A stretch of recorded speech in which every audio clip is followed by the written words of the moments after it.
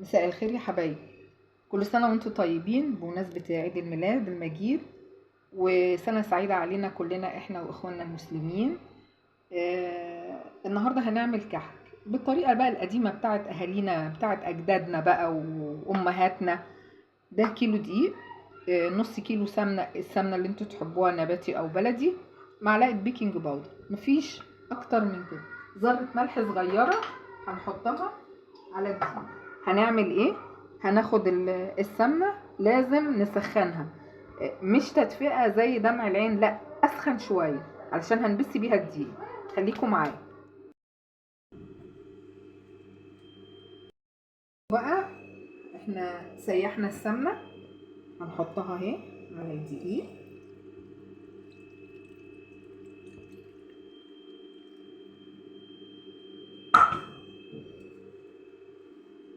وهنبسس الدقيق بالسمنة لغاية ما الدقيق كله يتغلف في السمنة. احنا سايبين بيكنج باودر الاخر علشان ما يتأثرش بالسخونية بتاعت السمنة.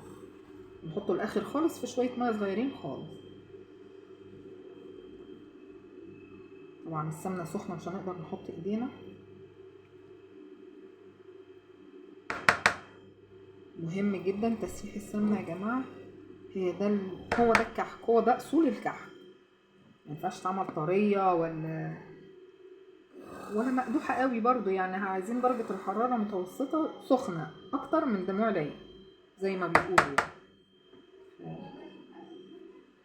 بس بقى كده نبسس احنا، هنكون يتبسس بس ازاي وانا كمان. بصوا بقى، نبسس كده الطريقة بتاعت اهالينا بقى القديمة، بس بتطلع كحك ممتاز.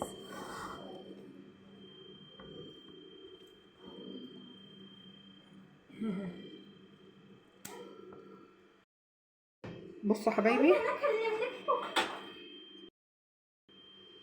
اهي هنحط، بصوا بس اهو كده كل الدقيق اتغلف بالسمنة.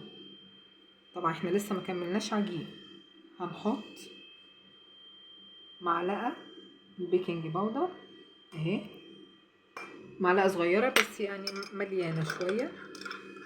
هندوبها في المية وهنكمل عجين.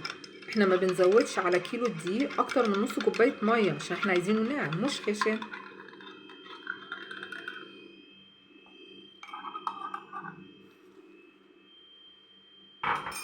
هنكمل بقى نعجن عادي خالص، بس احنا مش بنعجن كده بقى زي القرص، لا، عجين كحك. هكمل وارجع لكم. بصوا العجينة اهي، بس نعمل لها زي اختبار كده، لو عملنا كده وفتحت من بعضها يبقى محتاجة شوية مية اهي، محتاجة بس حبة مية صغيرين، فهنحط ربع كوباية اهي، وهلم بيها العجين وهوريها لكم. بصوا حبايبي، احنا خلصنا اهي العجينة، لازم نسيبها ترتاح شوية. طبعا احنا في الشتاء اكيد هتجمد عشان السمنة، فاحنا هنبقى نطريها، هوريكم هنطريها ازاي. احنا سيبناها بس يعني قيمة 10 دقايق او ربع ساعة لغاية لما ترتاح بس شوية، وبعدين هنبتدي نقطع.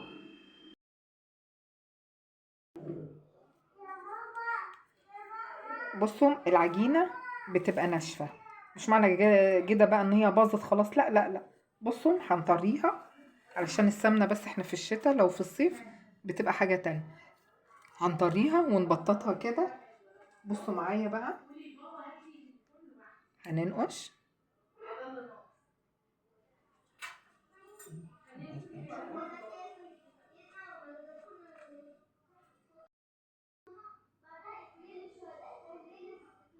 اللي حابب يعمل بالفورمة،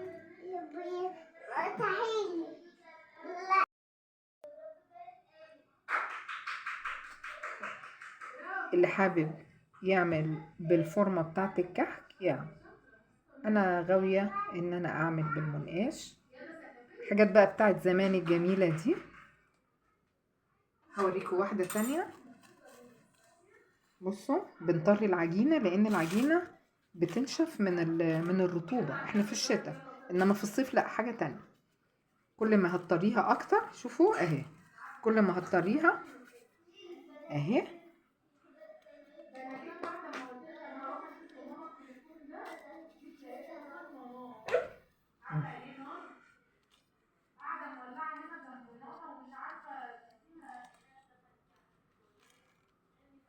اهي. بصوا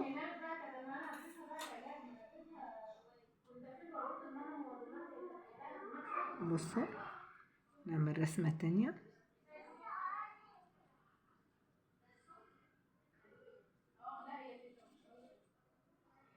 بصوا بسيطة جدا، ما فيهاش اي حاجة. هناخد دي، هي عرض وطول. بصوا دي هناخدها عرض، ودي هناخدها طول. ايه رأيكم؟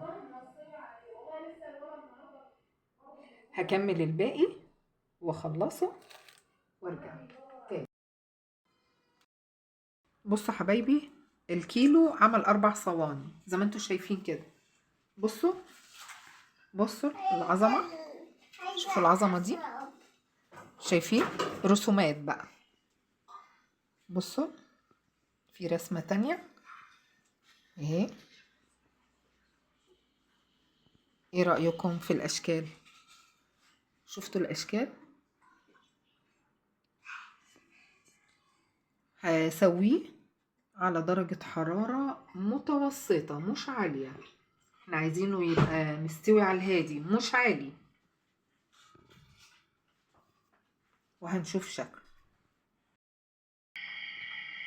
بصوا يا جماعة، طبعا احنا لازم نسيبه يهدى خالص، يعني هو بقاله كده اكتر من نص ساعة طالع.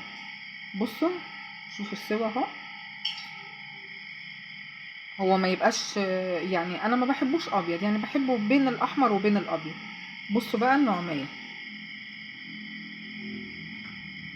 اظن ما فيش بعد كده. شوفوا ناعم جدا جدا فوق الوصف. اهم حاجة المقادير. ف بصوا بقى معايا، هنسكره. انا بحب كده طريقة قديمة كده، معلش. بصوا بحب الطريقة القديمة دي اللي علموها لنا بقى والدتي وحماتي. بصوا بحب الكحكة متسكرة تمام.